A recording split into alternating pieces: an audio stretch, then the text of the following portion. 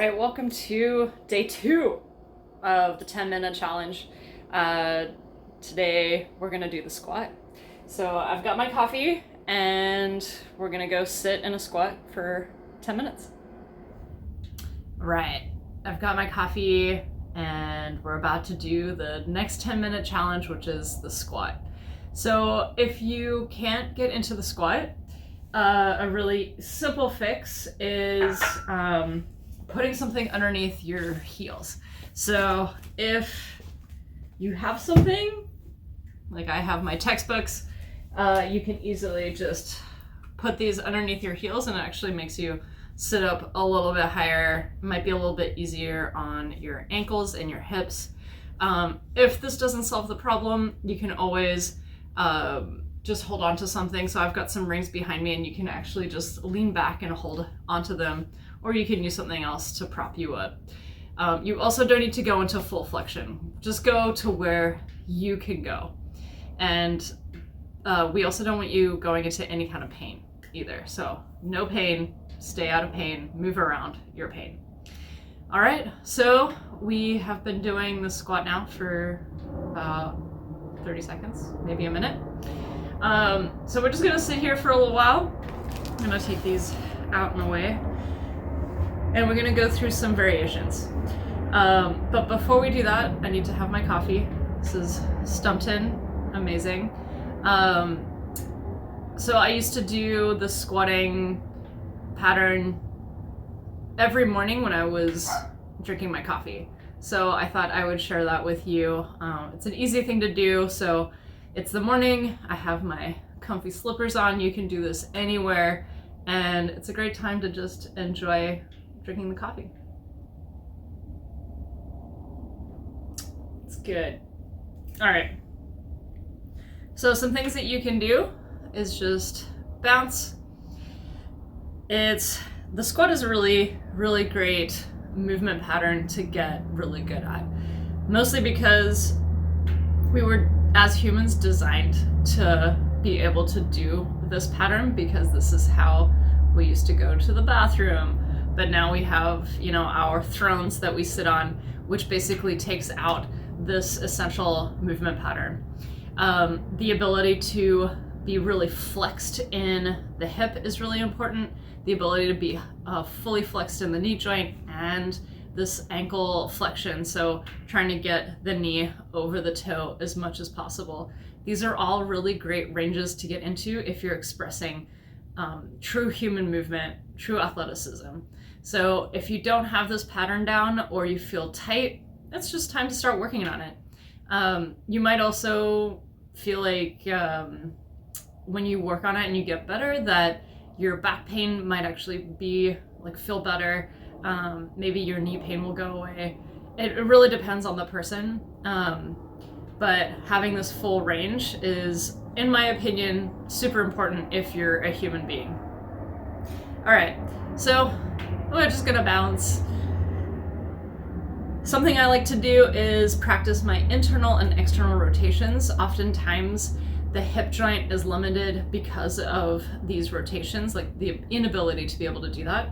So while you're here, you can actually just move the knee around, or I guess the whole leg around. If that feels good, you can go a little bit further and out. Doing good. We've been doing this for just over 3 minutes. Not bad.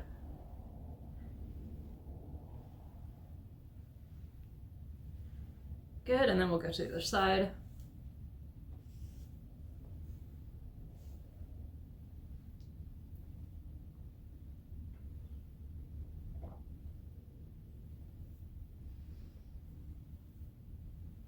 Again, if there's any tweakiness, don't do it. You can have a range that is this small, and this is gonna benefit you.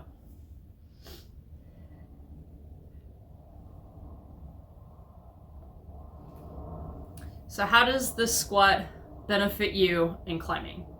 Well, if you are high stepping, you have now this ability to bring the leg up to the torso. For dynoing, you need full flexion in the hip and and the knee. I think for slab climbing this is really important because you're able to be relaxed and put all of the weight into your feet, and having full flexibility and expression of movement. You're gonna be able to have that during the whole climbing problem.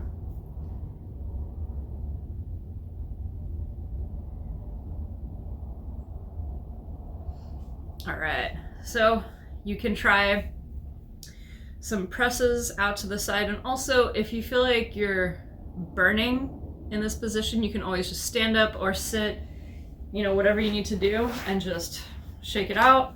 And then once you feel like you've got something back, you can come back into the squat. Okay, anytime that you need. We're just trying to build up to 10 minutes. All right, so some presses, pressing the knee out to the side. You can also use your elbow if you need to, if you don't have that range in the thorax.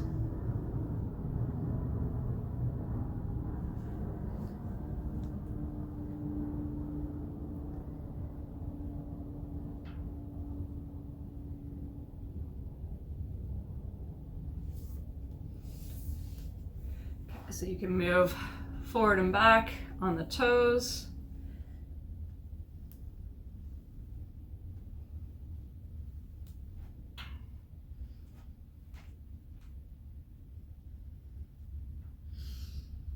Eventually, this movement will get a lot easier and it's gonna feel really good.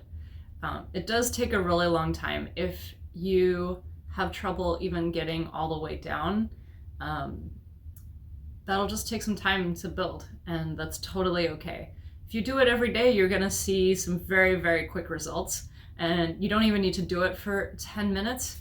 You could just do it for like 2 to 3 minutes in the morning, every day, and I bet you will see some significant improvement in your flexibility.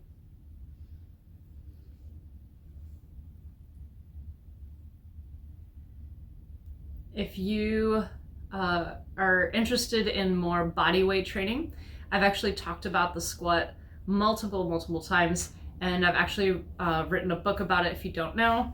It's actually called Simple Strength. Love this book.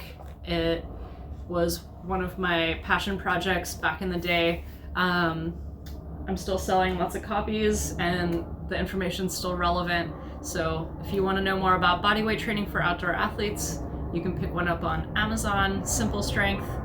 Yeah, I'm working on a new book, Peak Nutrition with Maria Hines, that is going to come out in May 2020. I'm very excited about that. That has been a couple of years in the making, and super excited for the end result. All right, so we're almost there. How you doing? Is it burning? Probably is. I'm burning a little bit. I'm a little out of practice. I'm gonna raise my heels up a little bit so I can maintain the squatting position. I've been climbing quite a bit recently, and it's definitely made me a little bit tighter. A little tighter than I want, but that's okay.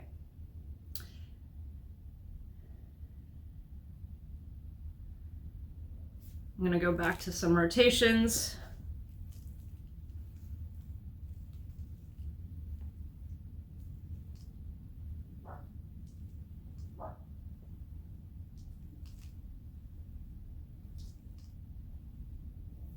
And then switching sides.